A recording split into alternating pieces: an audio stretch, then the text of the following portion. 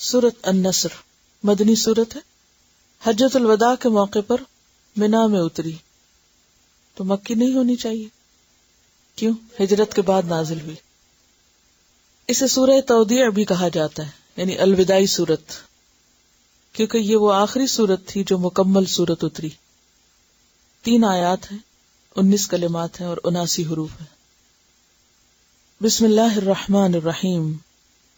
اذا جاء نصر اللہ والفتح، اذا جاء جب آ جائے، نصر اللہ اللہ کی مدد، والفتح اور فتح، ورأیت الناس اور تم دیکھو لوگوں کو، یدخلون کہ وہ داخل ہو رہے ہیں، فی دین اللہ اللہ کے دین میں، افواجن فوج در فوج، فسبح تو تسبیح کرو، بحمد ربک اپنے رب کی حمد کے ساتھ، واستغفرہ اور اس سے بخشش مانگو، انہ یقیناً وہ، کانا ہے، توابا بہت زیادہ توبہ قبول کرنے والا۔ جب یہ سورت نازل ہوئی تھی تو حضرت ابوبکر رضی اللہ تعالیٰ عنہ رونے لگے تھے۔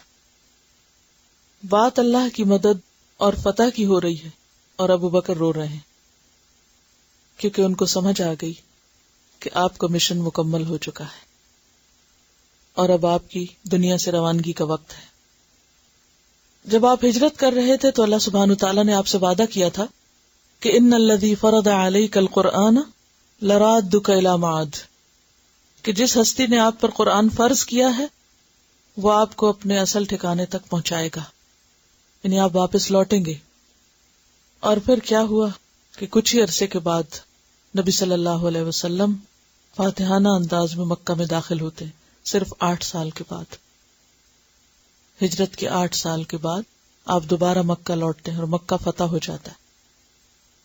جب مکہ فتح ہوتا ہے تو اس کے بعد کثیر تعداد میں لوگ اسلام قبول کرتے ہیں، بہت سارے وفود آپ کی خدمت میں حاضر ہوتے ہیں۔ تو جس سال بہت وفد آتے ہیں اس کو عام الوفود کہا جاتا ہے، سیرت کی کتابوں میں ان کا تفصیلی ذکر ہے۔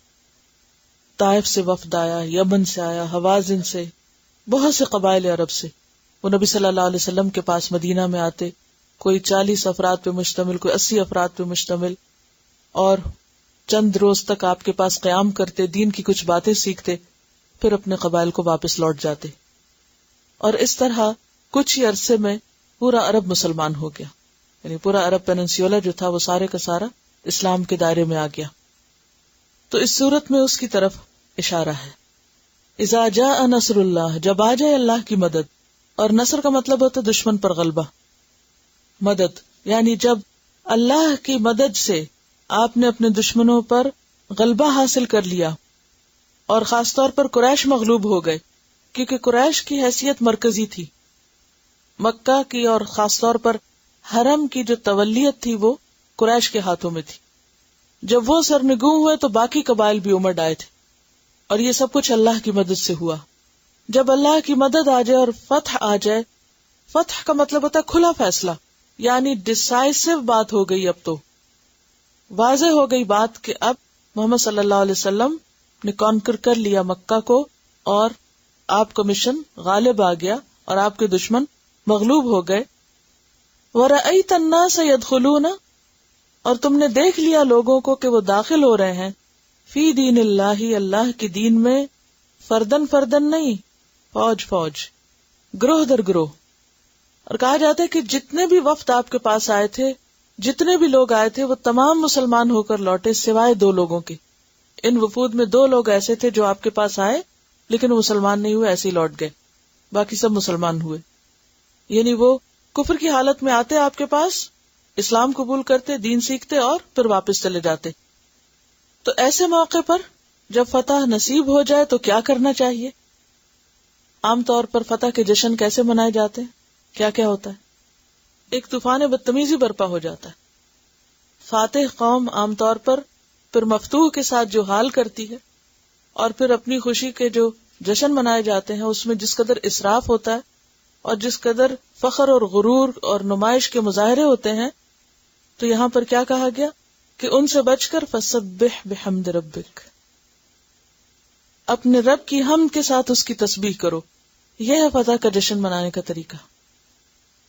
مسلمان کو جب کامیابی نصیب ہوتی ہے تو وہ اس کا نمبر 1 کریڈٹ خود نہیں لیتا کہ میرے کرنے سے کچھ ہوا ہے، بلکہ وہ کیا سمجھتا ہے؟ یہ اللہ کی مدد تھی. اذا جاء نصر اللہ. کیونکہ مکہ میں ایسے حالات تھے کہ یوں لگتا تھا جیسے سب کچھ ختم ہو جائے گا. آپ کے چند ایک ساتھی تھے صرف. پھر اس کے بعد آپ دیکھیے جنگ بدر میں اللہ سبحانہ وتعالیٰ نے آپ کو کامیابی دی، اور اس وقت آپ دعائیں کر رہے تھے کہ اللہ اگر آج یہ لوگ مٹ گئے تو پھر تیرا نام لینے والا کوئی نہ ہوگا. اور اللہ نے اپنی خاص مدد سے مسلمانوں کو کامیابی عطا کی. پھر اس کے بعد مکہ فتح ہوا، اور اس میں بھی آپ دیکھیں کہ بغیر خون بہائے اور بغیر اپنے دشمنوں کے ساتھ کوئی بھی زیادتی کیے، جس طرح آپ مکہ میں داخل ہوتے ہیں، اور آپ کی عاجزی کا یہ عالم تھا کہ آپ اونٹ پر سوار تھے اور آپ کا سر اتنا جھکا ہوا تھا کہ آپ کی داڑھی مبارک اونٹ کے کجاوے کو چھو رہی تھی.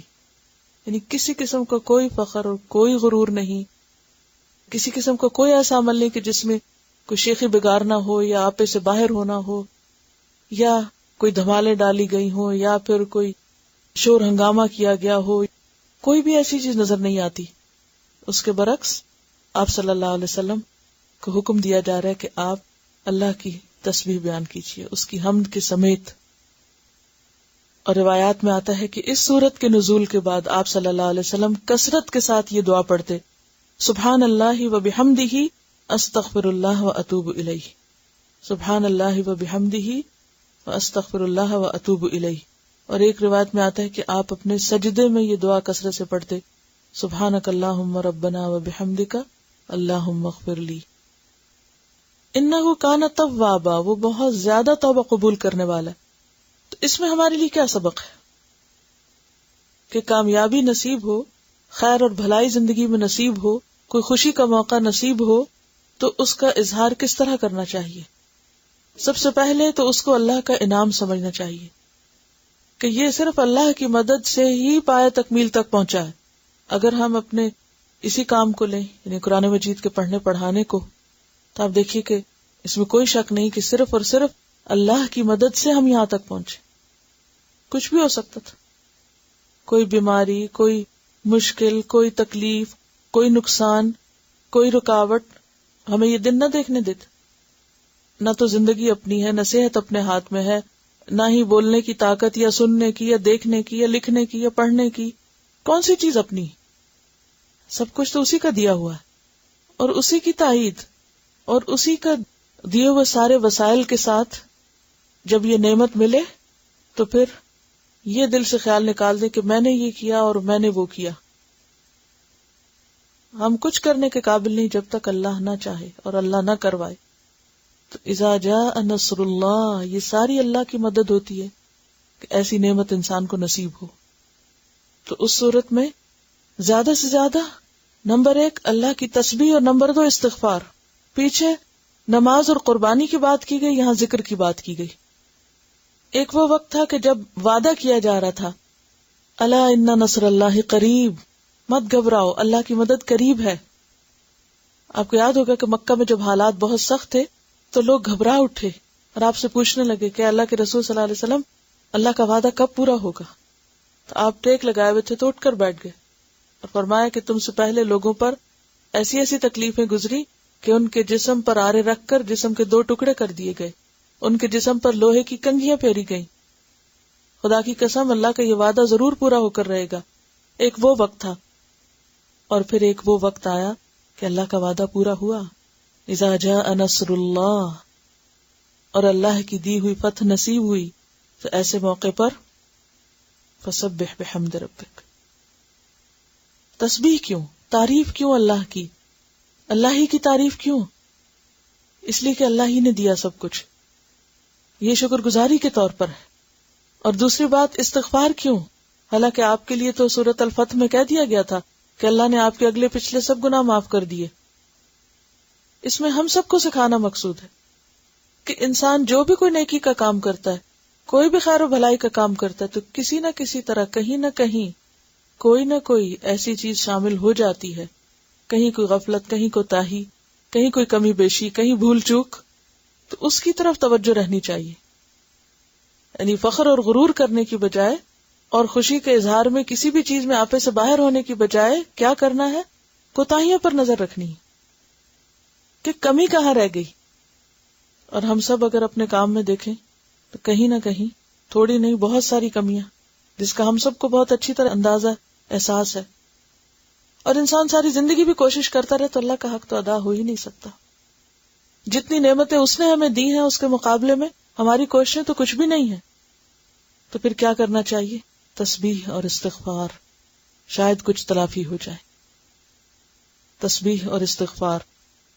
اور یہ بھی اللہ کی توفیق سے ہوتا ہے. یعنی دراصل یہ نعمت کے ملنے پر شکر کی ادائیگی کا طریقہ سکھایا جا رہا ہے. کیا ہے اس میں؟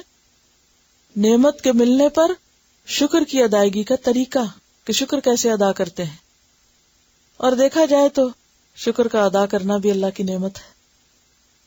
وہ شعر میں نے آپ کو پہلے سنایا تھا، اذا کان بشکری نعمت اللہ نعمہ، کہ اگر میرا شکر ادا کرنا بھی اللہ کی نعمتوں میں سے ایک نعمت ہے تو پھر اس پر تو شکر ادا کرنا ہی چاہیے. فکیف بلوغ الشکر الا بفضلہ وان طالت الایام واتصل العمر، کہ پھر شکر کیسے ادا کیا جائے اور کب تک ادا کیا جائے، یہ صرف اس کے فضل سے ہی ہو سکتا ہے. ہم تو اگر اپنی ساری زندگی وَإِن طَالَتِ الْأَيَّامُ، باقی ساری زندگی صرف شکر ادا کرتے رہیں اور عمر ختم ہو جائے تو بھی ہم شکر ادا نہیں کر سکتے، کیونکہ شکر کی توفیق بھی شکر کا مطالبہ کرتی ہے. تو یہ تو ساری زندگی کا کام ہے. اِنَّهُ كَانَ تَوَّابًا، بے شک وہ بہت زیادہ توبہ قبول کرنے والا ہے. یعنی توبہ کرنے والوں کی قدردانی کرنے والا ہے اور وہ توبہ قبول کرتا ہے.